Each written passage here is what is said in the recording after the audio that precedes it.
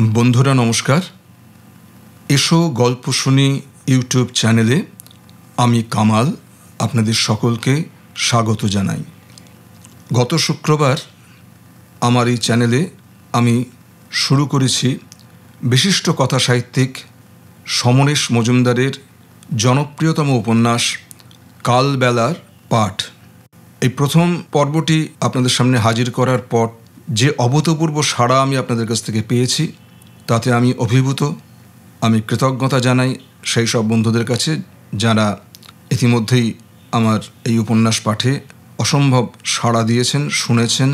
আর যে বন্ধুরা আজকে প্রথম আসছেন আমার চ্যানেলে তাদের জন্য বলি, আপনি যদি এখনও আমার চ্যানেলটিকে সাবস্ক্রাইব না করে থাকেন অতি অবশ্যই চ্যানেলটিকে সাবস্ক্রাইব করে দিন এবং পাশে থাকা বেল আইকনটি টিপে দিতে ভুলবেন না, যাতে আমার চ্যানেলে আপলোড করা গল্প উপন্যাস সংক্রান্ত যাবতীয় নোটিফিকেশন সবার আগে আপনার কাছে পৌঁছে যায়। কেমন? এই কটি কথা বলে চলুন শুরু করা যাক আজকের পাঠ। সমরেশ মজুমদারের কালবেলা।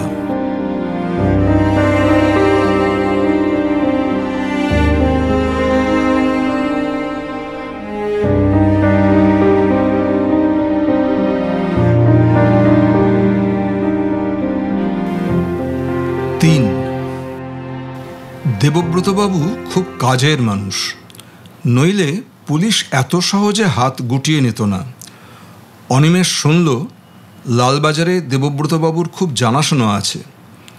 কি করে কি হলো অনিমেষ জানে না, কিন্তু সেদিনের পর আর কোনো পুলিশ ওর সঙ্গে কথা বলতে আসেনি।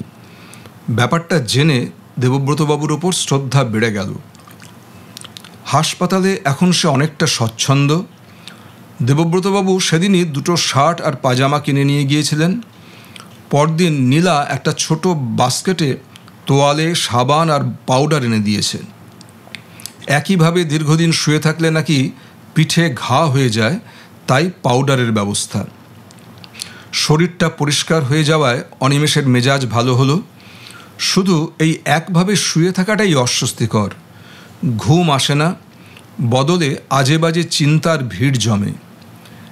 নীলার মা কখনো আসেনি, কিন্তু নীলার সঙ্গে কথা বলতে অনিমেষের রীতিমতো ভয় করে। যদিও দেবব্রতবাবু সামনে থাকলে নীলার কথাবার্তা খুব সাধারণ হয়ে যায়, বোঝা যায় রেখে ঢেকে কথা বলছে। কিন্তু একা থাকলেই এমন ভঙ্গি করে, তাতে সে যে কলকাতার মেয়ে অনেক বেশি জানে অনিমেষের চেয়ে, এটা বোঝাতে কসুর করে না। অনিমেষ আন্দাজ করে ওদের সংসার বেশ সচ্ছল। নীলা নিত্য পোশাক পাল্টে আসে। দেবব্রতবাবুকে রোজ ইস্ত্রি ভাঙা পাঞ্জাবি পরতে দেখেছে সে। বাবা তো চিরকাল স্বর্গ ছেঁড়ায় রয়ে গেলেন, এদের সঙ্গে কি করে আলাপ হলো কে জানে। ওদের পরিবারের কোনো মেয়ে রোজ রোজ অপরিচিত কোনো ছেলেকে দেখতে হাসপাতালে আসতো না। মহিতোষ যে বিকেলে এলেন সেই দিনই মৃত্যু দেখল অনিমেষ। নিজের মাকে যে চোখের সামনে একটু একটু করে মরে যেতে দেখেছে, তার কাছে মৃত্যু কোনো নতুন ঘটনা নয়, কিন্তু এই ঘটনাটা একদম অবাক করে দেবার মতো। সকালে নার্স সবাইকে দেখাশোনা করছেন, তখনই ওর নজরে পড়ল অনিমেষের পাশের বেডের বৃদ্ধ টান টান হয়ে শুয়ে আছেন। নার্সদের ডিউটি রোজ এক সময় থাকে না। আজকে যিনি আছেন তিনি গম্ভীর মুখের এবং অনিমেষ তাকে হাসতে দেখেনি। মহিলা বৃদ্ধের পাশে গিয়ে ঝুঁকে শরীরে হাত ছোঁয়ালেন, একবার নাড়ি দেখলেন, তারপর পায়ের কাছে পড়ে থাকা চাদরটা টেনে মুখ অবধি ঢেকে জুতোয় শব্দ তুলে বেরিয়ে গেলেন। আচমকা একটা মানুষকে চাদর দিয়ে ঢেকে দেওয়ায় অনিমেষের শরীর কেঁপে উঠল। চোখের সামনে জুড়ে থাকা ওই সাদা কাপড়টা যেন নিষ্ঠুর হাতে জীবনকে সরিয়ে দেয়। ওর মনে পড়ল বৃদ্ধ বলেছিলেন যে স্বাভাবিকভাবে শুয়ে থাকলে ওর সর্বাঙ্গে হাড় ফোটে, তাই এক উদ্ভট ভঙ্গিতে বসে থাকতেন, সেইভাবেই ঘুমুতেন, আরাম তৈরি করে নিয়েছিলেন মনের মতো। অথচ এখন কি নিশ্চিন্তে সর্বাঙ্গ বিছিয়ে শুয়ে আছেন। মানুষটা যে কখন নিঃশব্দে চলে গেল সে টের পায়নি দুহাত দূরে শুয়ে থেকেও। হঠাৎ সে লক্ষ্য করল নার্স চলে যাওয়ার পর এই ঘরে আর কোনো শব্দ হচ্ছে না। সব কটা বেডের মানুষ এই দিকে চুপচাপ তাকিয়ে। এরা প্রত্যেকেই জীবনের স্বাভাবিক প্রবাহে হোঁচট খেয়ে হাসপাতালে এসেছেন মেরামতের জন্য, কিন্তু মুশকিল হলো মৃত্যুর দরজাটা এখান থেকে এত কাছে, বড় কাছে। হঠাৎ কেউ শ্লেষা জড়ানো গলায় হরি হে নারায়ণ বলে দীর্ঘশ্বাস ফেলল। অনিমেষের মনে হলো বৃদ্ধের শরীর থেকে নির্গত আত্মা এখনও এই ঘরে পাক খাচ্ছে, আর তাকে সন্তুষ্ট করার জন্যেই ওই 3টি শব্দ অঞ্জলির মতো ছুড়ে দেওয়া হলো। এই বৃদ্ধের কোনো আত্মীয়কে সে দুদিনে দেখেনি। পৃথিবীতে জন্মে এত বয়স ভোগ করে চুপচাপ চলে যাওয়ায় পৃথিবীর কোনো ক্ষতিবৃদ্ধি হলো না।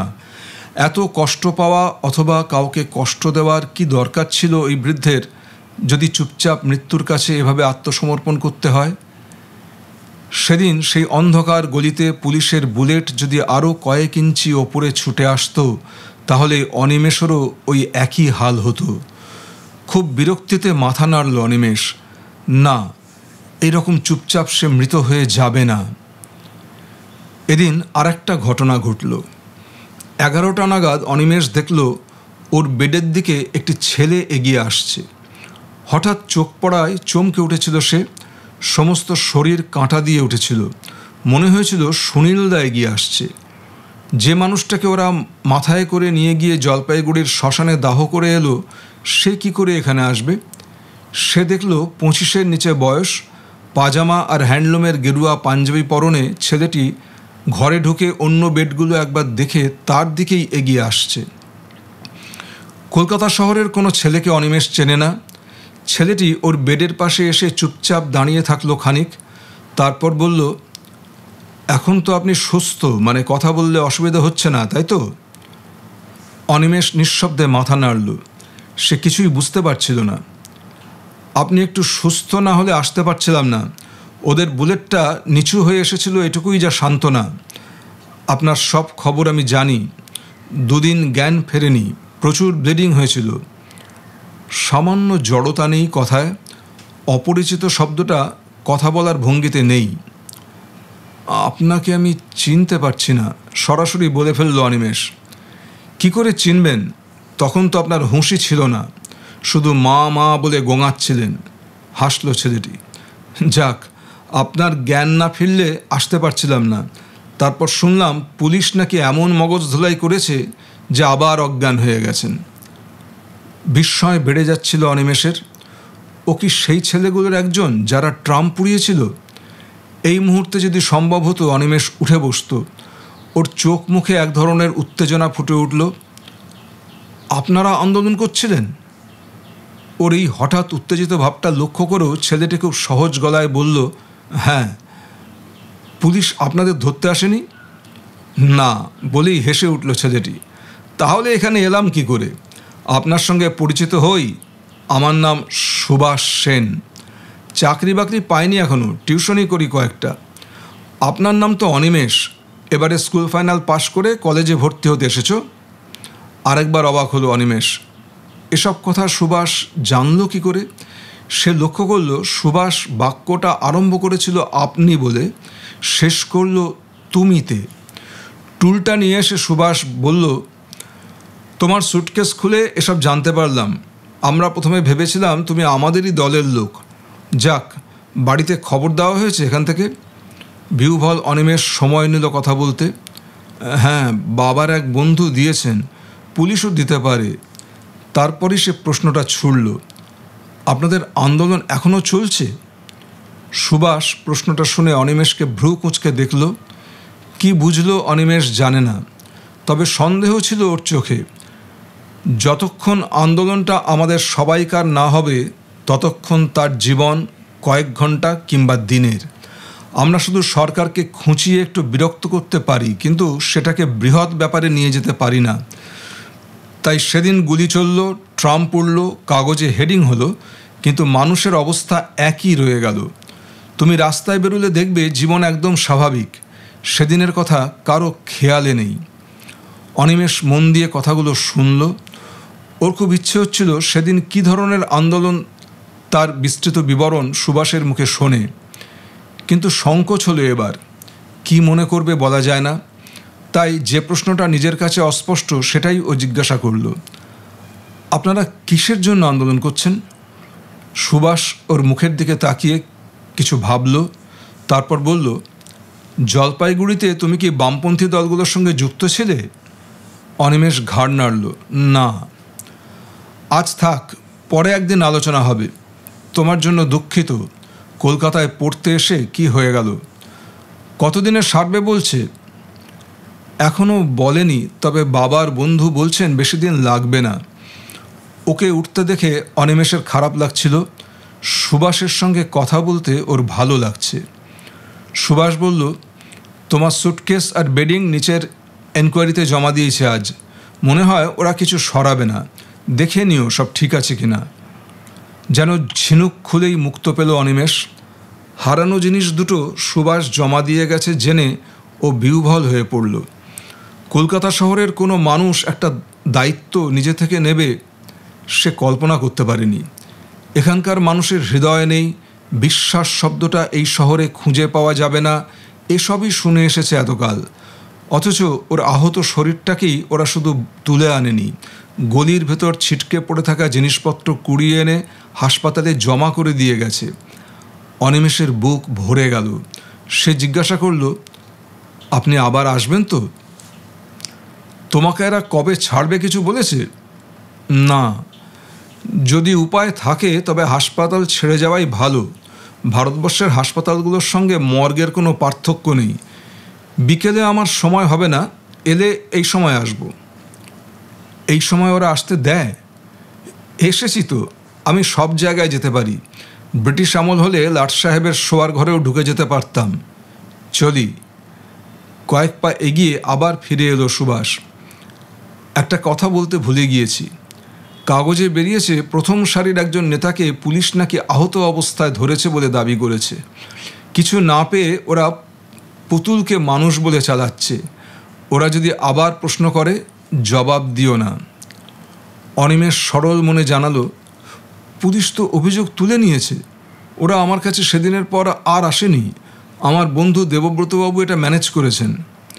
একটু অবাক চোখে অনিমেষকে দেখল সুভাষ, তারপর জিজ্ঞাসা করল, দেবব্রতবাবু কি করেন? কথাটার মধ্যে একটু স্বাভাবিকতা নেই। অনিমেষের অস্বস্তি হলো। জানি না, তবে এখানকার পুলিশের সঙ্গে ওর খুব জানাশোনা আছে।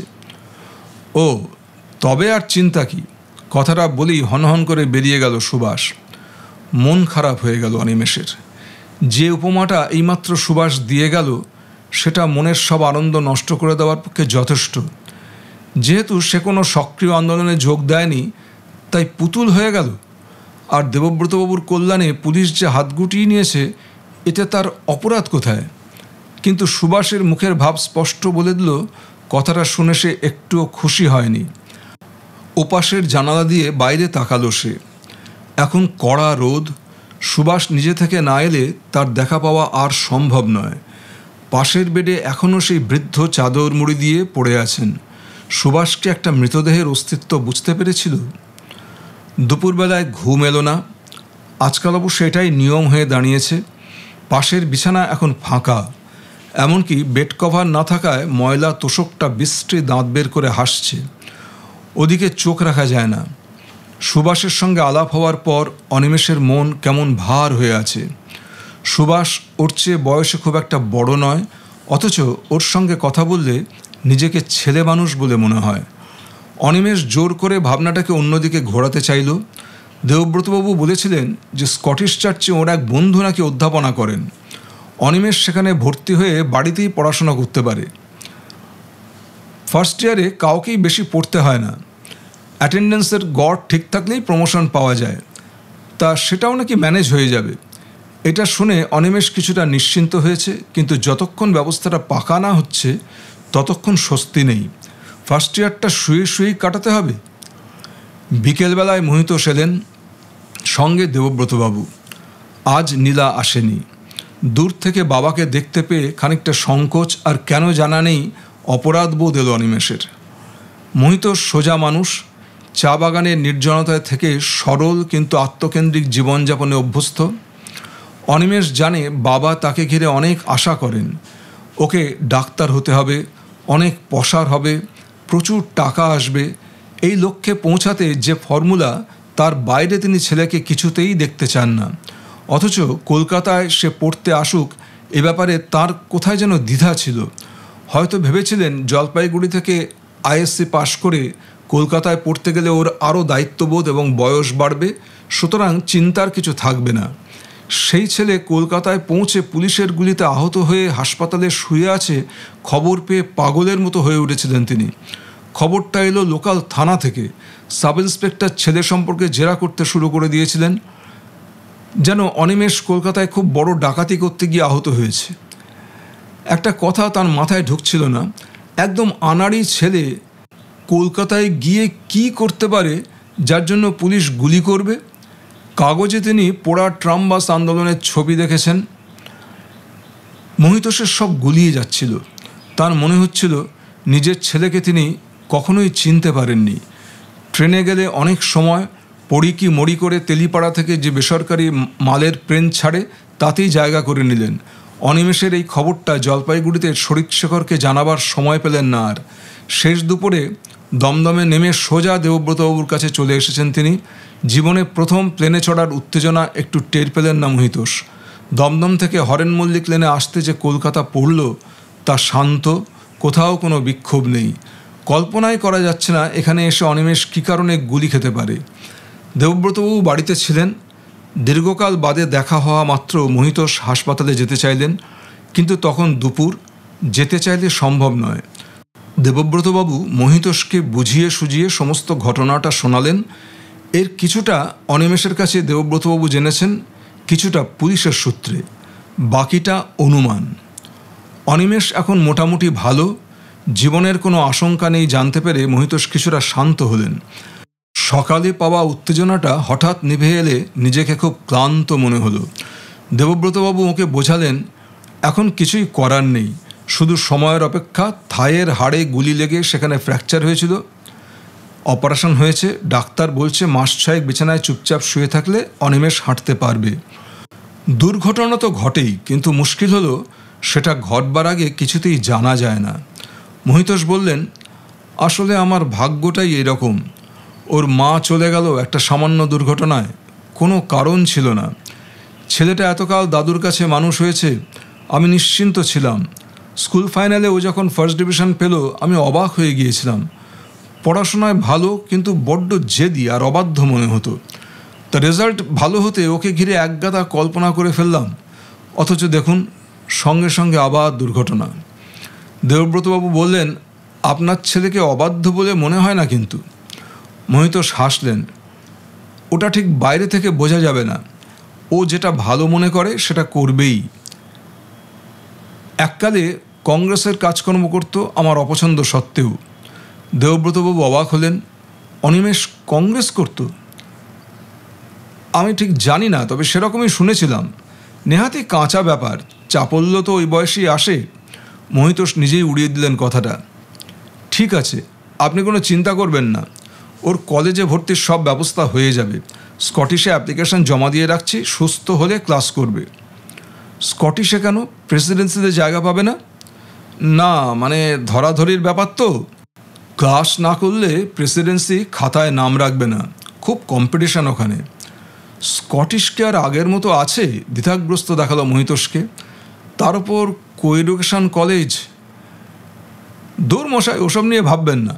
প্রেসিডেন্সিতেও মেয়েরা পড়ছে, পড়াশোনাই হলো আসল কথা। স্কটিশের আর্টস ডিপার্টমেন্টটা ভালো। আর্টস? মহিতোষ যেন আকাশ থেকে পড়লেন। অনিমেষকে আর্টসে ঢুকতে চায়? হ্যাঁ, তাই তো বলল। তাছাড়া সায়েন্স নিয়ে পড়লে ক্লাস না করলে চলবে না, প্র্যাকটিক্যালগুলো তো বাড়িতে বসে করা যাবে না। মুখ চোখ শক্ত হয়ে গেল মহিতোষের। নীরবে মাথা নাড়লেন। সেটা লক্ষ্য করে দেবব্রতবাবু জিজ্ঞাসা করলেন, আপনি কি অন্য কিছু ভাবছেন? চটপট সিদ্ধান্ত নিয়ে নিলেন মহিতোষ। ডাক্তাররা যদি বলে থাকেন 6 মাসের মধ্যে উঠতে পারবে না, তাহলে আর এখানে লেখে লাভ কি? আর তারপরেও তো হাঁটাচলা সড়গড় হতে সময় লাগবে। আমি ওকে নিয়ে যেতে চাই, সামনের বছর দেখা যাবে। নিয়ে যাবেন মানে? হেসে ফেললেন দেবব্রতবাবু। আপনি তো এখনও ওকে চোখে দেখেননি। সামান্য নড়াচড়া ওর পক্ষে ক্ষতিকর, আর আপনি সেই জলপাইগুড়ি নিয়ে যাওয়ার কথা বলছেন। তারপর ব্যাপারটা ধরতে পেরে জিজ্ঞাসা করলেন, আপনি কি চাইছেন না অনিমেষ আর্টসে ভর্তি হোক? মহিতোষ ঘাড় নাড়লেন। না, ওর জীবন লক্ষ্যহীন হোক সেটা চাই না। ওর মায়ের ইচ্ছে ছিল ছেলে ডাক্তার হবে, আমারও তাই ইচ্ছে। কথাটা শুনে দেবব্রতবাবু হাসলেন। তাই বলুন, তাহলে অবশ্যই বছরটা নষ্ট করতেই হবে। যাক, হাত মুখ ধুয়ে একটু বিশ্রাম করুন, 4টের একটু আগেই বেরোবো আমরা। মহিতোষ উঠে দাঁড়িয়ে ঘড়ি দেখলেন। আমি বরং হোটেল থেকে ঘুরে আসি। হোটেল? আপনি হোটেলে থাকবেন নাকি? কতদিন থাকতে হবে জানি না তো, আপনার কাছে আমার কৃতজ্ঞতার শেষ নেই। তাছাড়া প্যারাডাইস হোটেলটা কাছেই, আমাদের জলপাইগুড়ির হোটেল বলতে পারেন। এসব নিয়ে চিন্তা করবেন না। দেবব্রতবাবু ঘোর আপত্তি মহিতোষ শুনলেন না। প্রয়োজনে পুত্রকে তিনি বন্ধুর কাছে সাময়িকভাবে থাকতে পাঠাতে পারেন, কিন্তু নিজের থাকার কোনো কারণ পান না। কদিনের যাওয়া আসায় দেবব্রতবাবু এর মধ্যেই হাসপাতালে বেশ পরিচিত হয়ে উঠেছেন। এনকোয়ারি কাউন্টার থেকে এক ভদ্রলোক হাত বাড়িয়ে ওকে ডাকলেন। আপনি তো জেনারেল বেডের 138 নম্বরের কাছে আসেন। দেবব্রতবাবু ঘাড় নাড়লেন। কেমন আছে ও?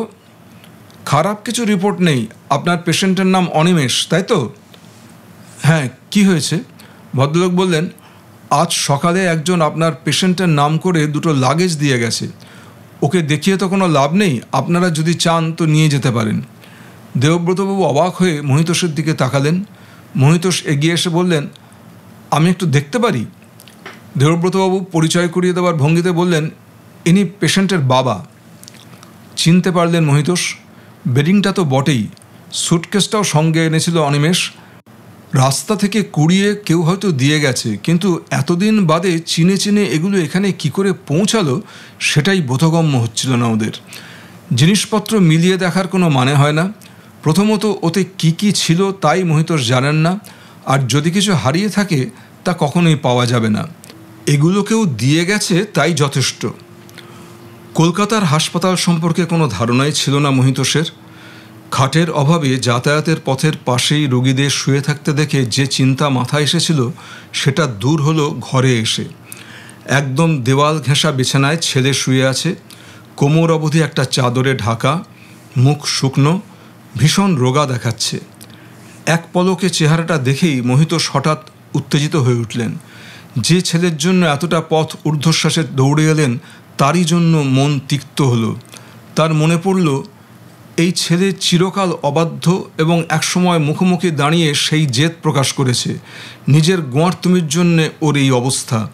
যেমন বীরত্ব দেখাতে গিয়েছিল তার উচিত শিক্ষা হয়েছে। নইলে এত বড় কলকাতা শহরের কোনো মানুষের গায়ে গুলি লাগলো না, আর উনি ট্রেন থেকে নামতেই গুলি খেয়ে গেলেন। আসলে এটা মহিতোষকে জ্বালানোর একটা রাস্তা, যেটায় ওর মা মরে গিয়েও হেঁটে যাচ্ছে। অনিমেষ মুখ নামিয়ে নিল। চট করে বাবার দিকে চাইতে সাহস হলো না। দেবব্রতবাবুর গলা শুনতে পেল সে। যাক, আর কোনো চিন্তা নেই, তোমার বাবা এসে গেছেন। অনিমেষ চেষ্টা করছিল মুখটা স্বাভাবিক রাখতে। তার যে খুব কষ্ট হচ্ছে এটা সে কিছুতেই মহিতোষকে বুঝতে দেবে না। দেবব্রতবাবু টুলটাকে খাটের তলা থেকে টেনে এনে মহিতোষকে বললেন, বসুন। মহিতোষ বসলেন না। বিছানার পাশে দাঁড়িয়ে ছেলের শরীরের দিকে তাকালেন। ওর একটা পা সামান্য উঁচুতে, খাটের পায়ার দিকটার তুলনায় মাথার দিকটা একটু বেশি ঢালু। চাদরে ঢাকা থাকলেও বোঝা যাচ্ছে উঁচু পায়ের গুলি লেগেছে। কিছু কথা বলা উচিত, কিন্তু কি বলবেন বুঝতে পারছিলেন না মহিতোষ। দেবব্রতবাবু বললেন, তোমার বাবাকে কত করে অনুরোধ করলাম আমার বাড়িতে থাকার জন্য, তা উনি শুনলেন না। বোধহয় প্যারাডাইস হোটেলের রান্না খুব ভালো। তা আমরা যদি কখনো জলপাইগুড়িতে যাই তাহলে দেখো ঠিক হোটেলে গিয়ে উঠব। কথা শেষ করে সামান্য হেসে মহিতোষের দিকে তাকালেন দেবব্রতবাবু। জলপাইগুড়িতে হোটেল কোথায়? কিছু একটা বলতে পেরে মহিতোষ সহজ হলেন। তারপর হলঘরটার উপর নজর বুলিয়ে জিজ্ঞাসা করলেন, একটা ঘরে এতগুলো লোক রয়েছে, এখানে আলাদা ঘর পাওয়া যাবে না? আলাদা মানে কেবিনের কথা বলছেন? চেষ্টা করলে হয়তো পাওয়া যাবে, কিন্তু তার কি দরকার? কেবিনে থাকলে মানুষের মুখ দেখতে পাবে না, দুদিনেই হাঁপিয়ে উঠবে। আর চিকিৎসার কথা যদি বলেন সেটা সর্বত্রই সমান। দেবব্রতবাবু মুখ ঘুরিয়ে অনিমেষকে প্রশ্ন করলেন, আজ পায়খানা হয়েছে তো? নিঃশব্দে ঘাড় নাড়ল অনিমেষ। গতকালও এই প্রশ্ন করেছিলেন তিনি, এবং সেটা মেয়ের সামনেই। কোনো পুরুষ মানুষের এইসব প্রাকৃতিক ব্যাপার নিয়ে মেয়েদের সামনে কথা বলা যে লজ্জাজনক সেটা ভদ্রলোকের মাথায় আসে না।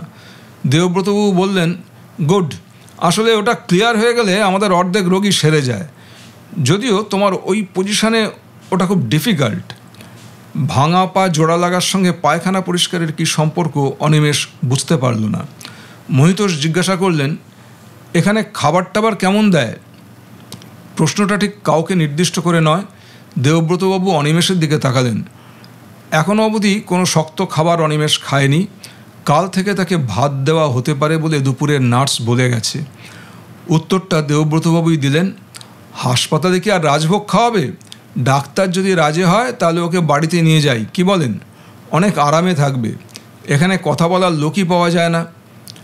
এমন সময় পাশের বেডে দুজন লোক একটি ছেলেকে ধরাধরি করে শুইয়ে দিয়ে গেল তোষকের ওপরেই।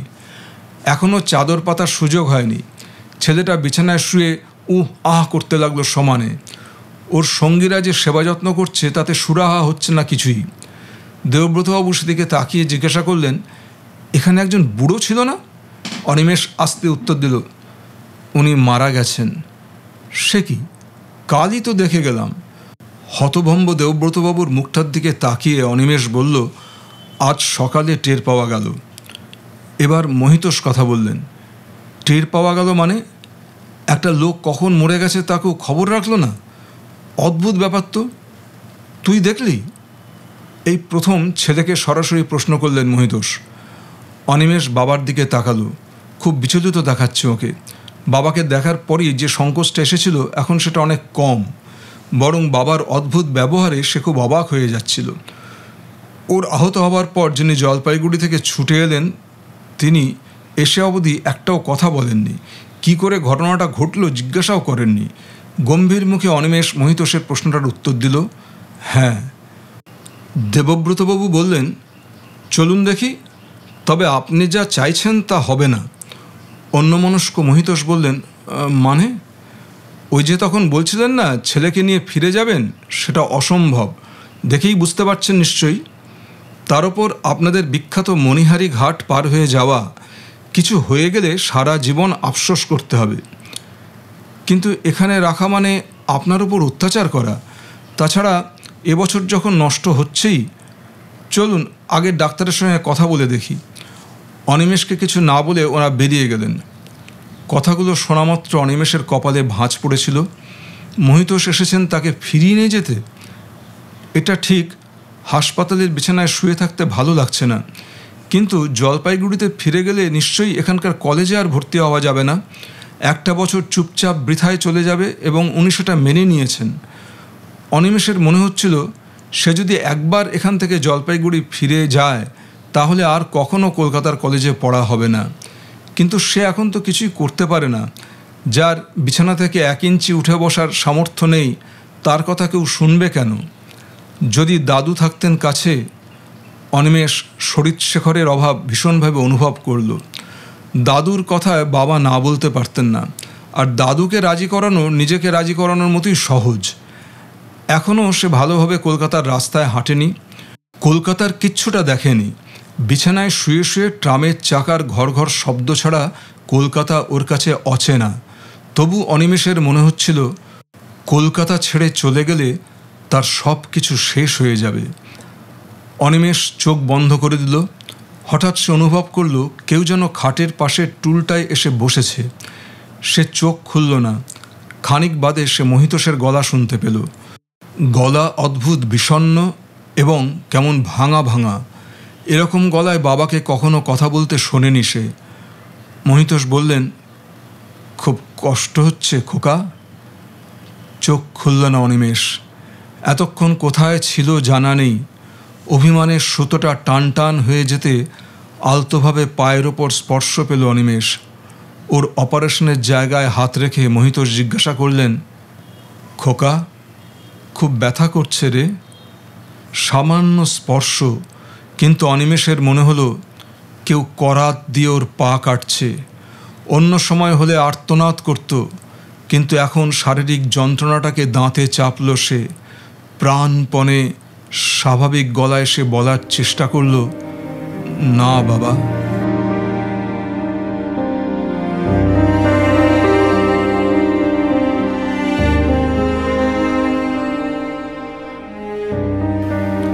4। ব্যাপারটা যে এত দ্রুত চাউর হয়ে যাবে কল্পনা করতে পারেনি অনিমেষ। পরদিন সকালে যখন আকাশ সাজানো রোদ উঠল, ত্রিদীপের সঙ্গে ডাইনিং রুমে ঢুকতেই ও বুঝতে পারল হোস্টেলের বাঙালি বাসিন্দাদের চোখের দৃষ্টি পাল্টে গেছে। প্রথমটায় একটু অস্পষ্টতা ছিল। ছেলেরা খেতে খেতে ওর দিকে তাকাচ্ছে, বারে বারে নিজেদের মধ্যে কথা বলছে, এবং সেটা ওকে কেন্দ্র করেই। অনিমেষ ত্রিদীপকে কারণটা জিজ্ঞাসা করল। এরা বেশিরভাগই কলেজের ছাত্র, ওদের চেয়ে জুনিয়র। একসঙ্গে মেশার প্রশ্ন ছুঁড়ে দিল। কী ব্যাপার, সামথিং গোলমাল মনে হচ্ছে? ওদের মধ্যে যে ছেলেটি সবচেয়ে সপ্রতিভ, সে খাওয়া থামিয়ে হেসে জবাব দিলে, না না, গোলমাল হবে কেন? আমরা অনিমেষদার সম্পর্কে একটা খবর শুনেছি, তাই আলোচনা করছিলাম। কি খবর? ত্রিদীপ মজা করে জিজ্ঞাসা করল। উনি খুব অ্যাক্টিভ কমিউনিস্ট, অথচ এখানে এমনভাবে থাকেন কেউ তা টের পায় না। অনিমেষ হেসে ফেলল। তারপর প্রতিবাদ করতে গিয়ে কি ভেবে চুপ করে গেল। ওর মনে হলো ফালতু কথা বলে কোনো লাভ নেই। যে কেউ ইচ্ছে মতন ধারণা তৈরি করে নিতে পারে, জনে জনে গিয়ে সেই ধারণা ভাঙিয়ে দেওয়া সম্ভব নয়। তবে কি ঘটনা থেকে এদের তার সম্পর্কে এমতো ধারণা হলো সেটা জানতে আগ্রহ হচ্ছিল। সেটা ত্রিদীপই প্রশ্ন করল। তোমরা এই খবরটা কি করে পেলে? বাহ, খাদ্য আন্দোলনের সময় অনিমেষদা পুলিশের গুলিতে হেভি ইনজিওর্ড হয়েছিলেন শুনলাম। সেটা অ্যাক্টিভ না হলে হয়? ছেলেটি কথা থামিয়ে একটু ভেবে প্রশ্ন করল, কিন্তু অনিমেষদা, আপনি কলেজ ইউনিয়নে জয়েন করেননি কেন? আমরা শুনলাম আপনি এসএফের মেম্বার পর্যন্ত ছিলেন না। খেতে ভালো লাগছিল না অনিমেষের। ত্রিদীপ খুব দ্রুত খায়, ওর খাওয়া শেষ হয়ে এসেছিল। অনিমেষ উঠে দাঁড়িয়ে বলল, তোমরা খুব ভুল খবর শুনেছ। আমার সঙ্গে কমিউনিস্ট পার্টির কোনো সম্পর্ক নেই। বেসিনে হাত ধুতে ধুতে কানে এলো ওদের একজন চাপা গলায় বলছে, কমিউনিস্ট পার্টির মেম্বারশিপ পাওয়া সহজ ব্যাপার নয়, আর যারা রিয়েল মেম্বার তারা কখনো সেটা প্রকাশ করে না। ব্যাপারটা যদি এ পর্যন্ত থেমে থাকতো তবে সেটা একরকম হতো। ইউনিভার্সিটিতে খবর গড়িয়ে গড়িয়ে এলো। সেই মে মাসে রেজাল্ট বেরিয়েছে, আর এখন জুলাইয়ের মাঝামাঝি। সবে ক্লাস শুরু হয়েছে, কেউ কাউকে চেনে না। এমনকি নবীন ছাত্রদের বরণ করা ব্যাপারটা এখনও হয়ে ওঠেনি। স্কটিশের যে ব্যাচটা ইউনিভার্সিটিতে ভর্তি হয়েছে, অনিমেষ ওদের সঙ্গেই সময় কাটাতো। ওদের এই ব্যাচের সবাই খুব শান্তশিষ্ট, পড়াশোনার মধ্যেই থাকতে ভালোবাসে। বিএ অনার্সে যে ছেলেটি ফার্স্ট ক্লাস পেয়েছিল সে ওদের ব্যাচেরই। দুজন খুব সিরিয়াসলি সাহিত্য করার কথা ভাবে। এর মধ্যেই বিদেশি সাহিত্যের অনেক খবর ওরা জেনে গেছে। ইউনিভার্সিটিতে আসার পর বিদেশি রেফারেন্স দিয়ে কথা বলার ঝোঁক ওদের আরও বেড়েছে। স্কটিশের হোস্টেল থেকে বিশ্ববিদ্যালয়ে ক্লাস করতে কেউ হেঁটে আসে না। পথটা এমন দূরত্বের নয় যে হাঁটা অসম্ভব, কিন্তু কলকাতায় চোখের সামনে এত যানবাহন যে হাঁটার প্রয়োজন পড়ে না। অনিমেষ একটা মান্থলি করিয়ে নিয়েছে সেকেন্ড ক্লাস ট্রামের। সেটায় সেই ধর্মতলা থেকে শ্যামবাজার পর্যন্ত সারাদিন ধরে ঘোরা যায়, অথচ পয়সা সামান্যই লাগে। সেদিন ত্রিদীপ একটা কথা বলল, জিনিসপত্রের দাম এবং মানুষের ক্রয় ক্ষমতা নিয়ে কথা হচ্ছিল। একটা কাগজ লিখেছিল যে মাথাপিছু মানুষের প্রতিদিনের রোজগার নাকি 20 পয়সা। 20 পয়সায় একটা মানুষ কি করে বেঁচে থাকতে পারে? ত্রিদীপ বলেছিল, তবু মানুষ বেঁচে থাকে এবং সেটা মানুষ বলেই সম্ভব। ভারতবর্ষের কোথাও যখন মানুষ এ বিষয় নিয়ে হইচই করেনি, জিনিসপত্রের দাম কমানো নিয়ে আন্দোলন হয়নি, তখন কলকাতায় একদিন দুদিনের জন্য হলেও বিক্ষোভ ফেটে পড়েছিল। ত্রিদীপের কাছে সেটাই অস্বাভাবিক লাগে। ও বলেছিল, এখানে 10 পয়সা দিলে 1 ভাঁড় চা পাওয়া যায়, ট্রামে মাইলখানিক স্বচ্ছন্দে চলে যাওয়া যায়। 12 আনা পয়সায় একটা মানুষ ডাল ভাত তরকারি খেতে পারে। এই ব্যাপারটা পশ্চিমবাংলার বাইরে কোথাও সম্ভব নয়। দিল্লিতে নাকি এটা স্বপ্নকুসুম। তাই এখানে এত মানুষের ভিড়। সবাই কম পয়সায় থাকবার জন্য কলকাতায় ছুটে আসছে। অথচ এখানেই খাদ্য আন্দোলন হয়। 1 পয়সা ভাড়া বাড়লে ট্রাম পড়ে। কেন? তার মানে কি এই যে পশ্চিমবাংলার মানুষ খুব সচেতন, তাদেরকেও ভুলিয়ে রাখতে পারে না? অনিমেষ এই জায়গায় ত্রিদীপের সঙ্গে একমত নয়। এখানে যত তাড়াতাড়ি আগুন জ্বলে ওঠে তত তাড়াতাড়ি তা নিভে যায়। নিভে যাওয়ার পর মনেই হয় না কখনো আগুন জ্বলেছিল। আর এই আগুন জ্বলবারও একটা মজার দিক আছে। বেশিরভাগ মানুষই শীতে হাত পা শাঁকার মতো দূরে থেকে নিজেদের গরম রাখতে চায়। মুষ্টিমেয় যে কজন ঝাঁপিয়ে পড়ে তাদের আচরণ নাটক দেখার চোখ নিয়ে দেখে। বেশিরভাগ বাঙালির চরিত্রই এই। অবাঙালিরা যারা এই শহর কলকাতায় প্রায় আধা আধি, তাদের সঙ্গে যেন এইসব আন্দোলনের কোনো সম্পর্ক নেই। দেখলে মনে হয় তারা অন্য পৃথিবীতে বাস করে। কলেজে পড়ার সময় যে 2-4টে ছোটোখাটো আন্দোলন অনিমেষ দেখেছে, সেগুলোর চেহারা মোটামুটি একই। একটা ইস্যু নিয়ে বিক্ষোভ মিছিল করে ছাত্ররা বিশ্ববিদ্যালয়ে গেল, সেখানে কিছুক্ষণ জ্বালাময়ী বক্তৃতা চলল, ব্যাস সব কর্তব্য শেষ। কিংবা খুব জোরদার কিছু ঘটলে একদিনের জন্য ধর্মঘট। এই ব্যাপারটা অনিমেষের মাথায় ঢোকে না। ধর্মঘট করলে কার কি লাভ হবে? নিজের নাক কেটে কি অন্যের যাত্রাভঙ্গ করা যায়? আমি কোনো কাজ করছি না তোমার আচরণের প্রতিবাদে। যারা অন্যায় করে এত সহজে তারা আজকাল ভয় পায় না, এটাই বোধহয় ধর্মঘটি নেতারা ভুলে গেছেন। নাকি আসলে কিছু করার ক্ষমতা নেই বলেই ধর্মঘটের মুখোশ পরে নিজেদের সুপ্রতিষ্ঠিত রাখতে চান? ক্রমশ এই ধারণা বদ্ধমূল হচ্ছে, সাধারণ মানুষ কখনোই কোনো আন্দোলনের সঙ্গে নিজেদের জড়াতে চায় না, অথচ আন্দোলন বলে যেটা হয় সেটা সাধারণ মানুষের জন্যই। দ্বিতীয় শ্রেণীর মান্থলি টিকিট নিয়ে যাওয়া আসার পথে আর একটা ব্যাপার লক্ষ্য করেছে অনিমেষ। প্রথম শ্রেণীতে একতিল জায়গা না থাকলেও ভদ্র বাঙালিরা কখনোই দ্বিতীয় শ্রেণীতে উঠতে চান না। সেখানে কিছু অবাঙালি এবং ওই 20 পয়সা আয়মার্কা মানুষের ভিড়, অথচ দুটো কামরা একই সঙ্গে গন্তব্যে পৌঁছচ্ছে। মেয়েদের মধ্যে তো এই বিচার আরও প্রবল। অনিমেষ কোনো সুন্দরী মহিলাকে দ্বিতীয় শ্রেণীতে যাতায়াত করতে দেখেনি। চাওয়া পাওয়ার ব্যাপারে এই দুটো শ্রেণীর মানুষেরাই সাধারণ, জনসাধারণ। জলপাইগুড়িতে যেসব চিন্তাভাবনা ওর মাথায় ছটফট করত, সেগুলো এই 4 বছরে অন্য চেহারা নিয়েছে। মাঝে মাঝে মনে হয় সেদিন পুলিশের ছোড়া বুলেটটা তার একদিক দিয়ে উপকারই করেছে।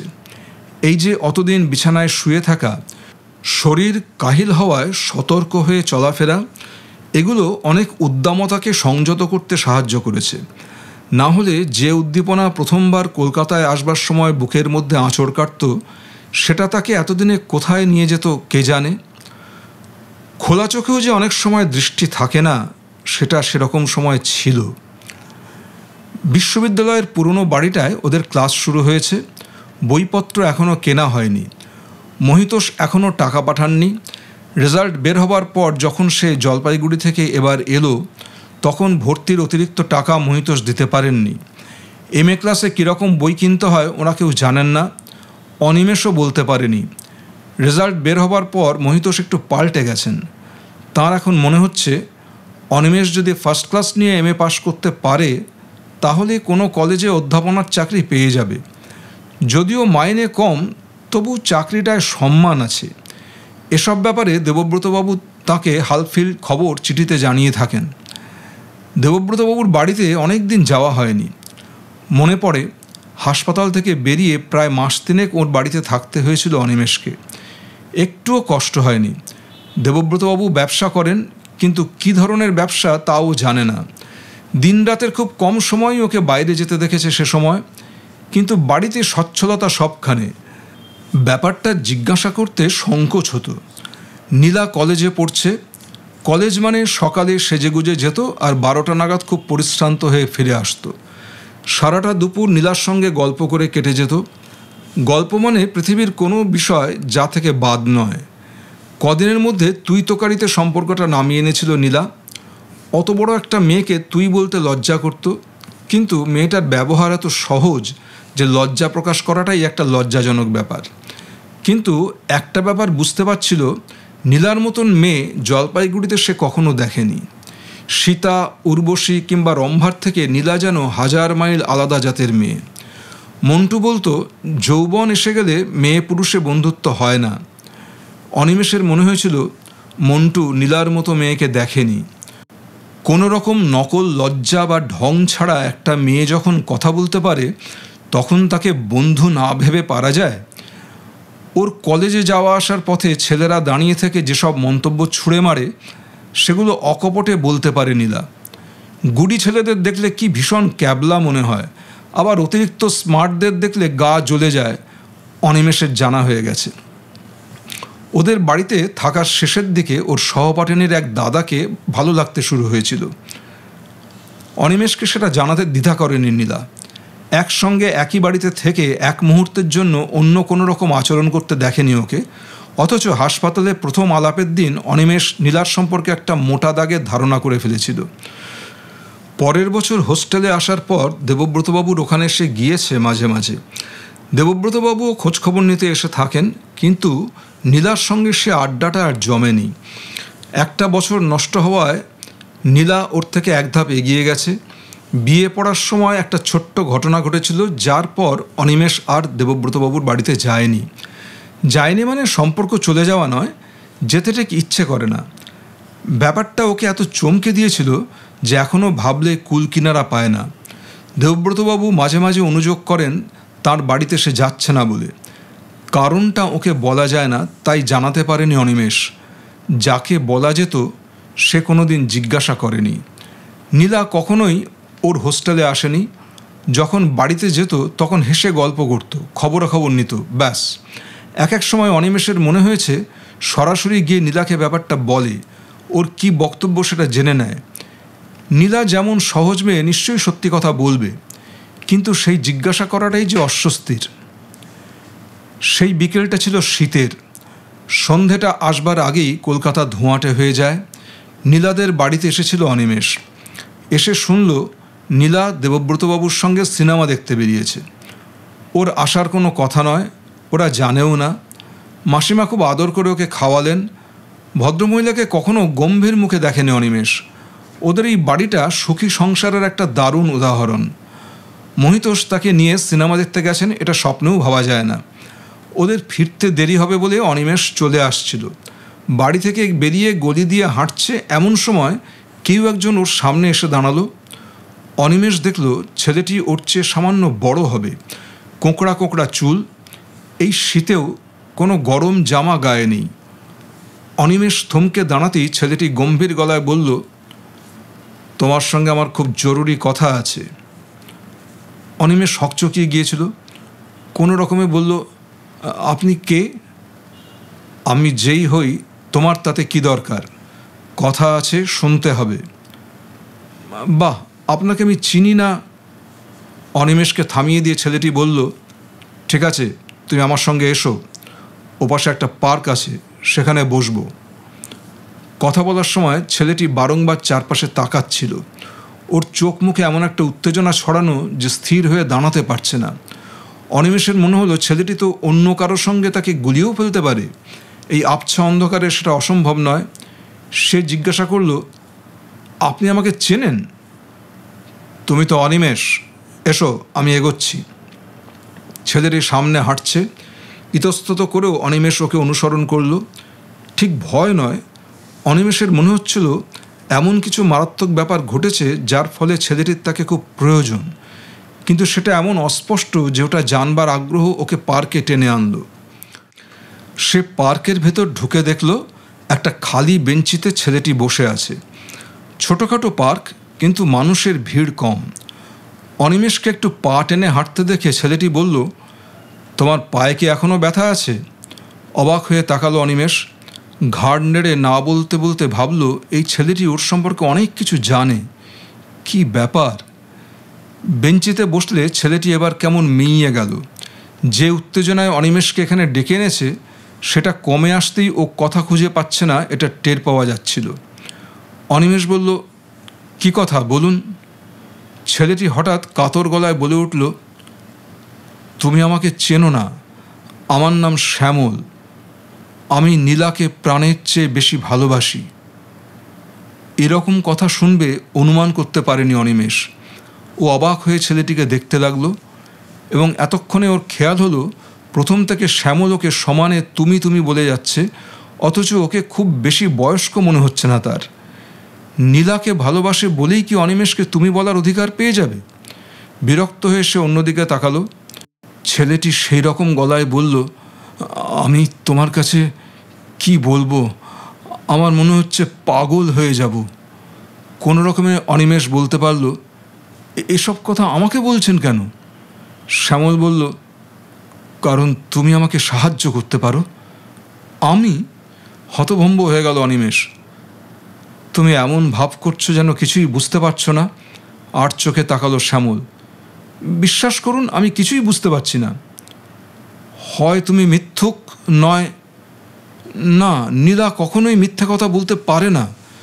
শোনো, তোমাকে একটা কথা স্পষ্ট বলতে চাই, নীলাকে আমি ভালোবাসি। আমি জানতাম ও আমাকে ছাড়া আর কিছু চায় না, কিন্তু ইদানিং ওর ব্যবহার একটু একটু করে পাল্টে যাচ্ছিল। শেষ পর্যন্ত স্বীকার করলো যে আমাকে নাকি ও ভালোবাসতে পারছে না। আমি জানি এর কারণ তুমি ওদের বাড়িতে অতদিন ছিলে, একসঙ্গে থাকলে অনেক সময় মমতা এসে যায়। নীলা তোমার জন্য আমাকে রিফিউজ করছে। বড় বড় চোখে তাকালো শ্যামল। হেসে ফেলল অনিমেষ। সে শ্যামলের দিকে তাকিয়ে জিজ্ঞাসা করল, এ কথা আপনি কোত্থেকে জানলেন? নীলা আপনাকে বলেছে? ঘাড় নাড়ল শ্যামল। নীলা বলবে কেন? আমি বুঝতে পেরেছি, তুমি ছাড়া আর কোনো ছেলে ও বাড়িতে যায় না। হাসছিল অনিমেষ। ব্যাস, তাতে কি আপনি ধারণা করে ফেললেন? শ্যামল রেগে গেল। ইয়ার্কি মারার সময় এটা নয়। নীলা আমাকে যেরকম ভালোবাসত তা থেকে সরে যাওয়ার একমাত্র কারণ অন্য কেউ তার মন ভুলিয়েছে। মেয়েরা রুগ্ন মানুষের ওপর চট করে মায়া দেখিয়ে বসে। অনিমেষ বলল, আপনি ভুল করছেন। নীলার সঙ্গে আমার কোনো সম্পর্ক নেই। কেন নীলা এরকম করেছে সেটা তাকেই জিজ্ঞাসা করুন। আমাকে ও এড়িয়ে যাচ্ছে, কিন্তু আমি তোমার কথা বিশ্বাস করি না। নীলা তোমার গল্প আমার কাছে যখনই করতো তখন এমন ভাব দেখাতো যে তুমি একজন হিরো, পুলিশের গুলি খেয়েও বেঁচে গেছো। নীলা জানে না আমি এর চেয়ে বেশি কিছু করতে পারি। অনিমেষ ভেবে পাচ্ছিল না নীলা কেন এরকম ব্যবহার শ্যামলের সঙ্গে করছে। বোধহয় শ্যামল হলো সেই ছেলে যার কথা নীলা ওকে বলেছিল, সহপাঠিনীর দাদা। এত চট করে ভালোবাসা চলে যায় কি করে? ও বন্ধুর মতো শ্যামলকে বলল, নীলা যখন চাইছে না তখন ব্যাপারটা ভুলে যান। জোর করে কারো ভালোবাসা আদায় করা যায় না, আর আদায় করাটা পাওয়া নয়। ফুঁসে উঠল শ্যামল। ভুলে যাব? অসম্ভব। আমি তার আগে নীলাকে মেরে ফেলব। এবার সত্যি ঘাবড়ে গেল অনিমেষ। শ্যামলের ভঙ্গি দেখে মনে হচ্ছে সেরকম কিছু করা ওর পক্ষে অসম্ভব নয়। সে তাড়াতাড়ি বলল, ঠিক আছে, আপনি আমাকে কি করতে বলেন? শ্যামল খুব গম্ভীর গলায় এবার বলল, তুমি যদি আর নীলার সঙ্গে যোগাযোগ না রাখো তাহলে নিশ্চয়ই নীলার মন আবার আমার দিকে ফিরে আসবে। Out of sight, out of mind. তুমি তো বলছো তোমার সঙ্গে কোনো সম্পর্ক নেই, তাহলে যোগাযোগ না থাকলে কোনো ক্ষতি হবে না? এই প্রথম ছেলেটির জন্য কেমন মমতা অনুভব করল অনিমেষ। ভালোবাসলে মানুষ কি অন্ধ হয়ে যায়? কোনো যুক্তি কি আর মাথায় কাজ করে না? নীলা যদি ওকে এড়িয়ে যেতে চায় তাহলে শ্যামল কত মানুষের কাছে গিয়ে এই ধরনের অনুরোধ করবে? কিন্তু নীলার মতো সহজ মেয়ে এরকম ব্যবহার করবেই বা কেন? যদিও নীলা শ্যামলকে বলেনি যে সে অনিমেষকেই ভালোবাসে। ব্যাপারটা চিন্তা করতেই সমস্ত শরীর শিরশির করে উঠল। সে তাড়াতাড়ি বলে উঠল, ঠিক আছে, আপনি নিশ্চিন্ত থাকুন, আমি নিজে নীলার কাছে আসব না। শ্যামল খুব খুশি হলো। ওর মুখে হাসি ফুটল। অনিমেষ উঠে দাঁড়িয়ে কিছু একটা বলতে গিয়েও মন পাল্টালো। শ্যামলকে পার্কের বেঞ্চিতে রেখে সে হন হন করে রাস্তার দিকে এগিয়ে গেল। দ্রুত হাঁটতে তখনও অসুবিধে হতো, কিন্তু সে গ্রাহ্য করল না। কথা রেখেছিল অনিমেষ। যদিও মাঝে মাঝে মনে হতো শ্যামলের এই ছেলে মানুষই হৃদয়াবেগকে ও অহেতুক প্রশ্রয় দিচ্ছে, তবু নীলাদের বাড়িতে যেতে কেমন আড়ষ্টতা অনুভব করতে এরপর থেকে। এসব কথা দেবব্রতবাবুকে বলা যায় না। নীলা শ্যামলের সম্পর্কটা এখন কীরকম সে খবর আর পায়নি সে। এবং একটা অদ্ভুত ব্যাপার, নীলা তার সঙ্গে দেখা করতে আসেনি। বিদ্যাসাগর কলেজ থেকে স্কটিশ তো মোটে 10 মিনিটের রাস্তা। কলেজ স্ট্রিটের মোড়ে কি একটা গোলমাল হয়েছে। ট্রামগুলো লাইনবন্দি হয়ে পড়ায় অনিমেষ নেমে পড়ল। আজ প্রথম পিরিয়ড 12টায়, সময় আছে হাতে। বইয়ের দোকানগুলোর সামনে দিয়ে যেতে ওর খুব মজা লাগে। সার দেওয়া দোকানগুলোতে কত রকমের বই, অথচ দুদণ্ড সেদিকে তাকাবে তার জো নেই। দরজায় দাঁড়ানো কর্মচারীরা চিৎকার করে ডেকে দোকানে ঢোকাবেই।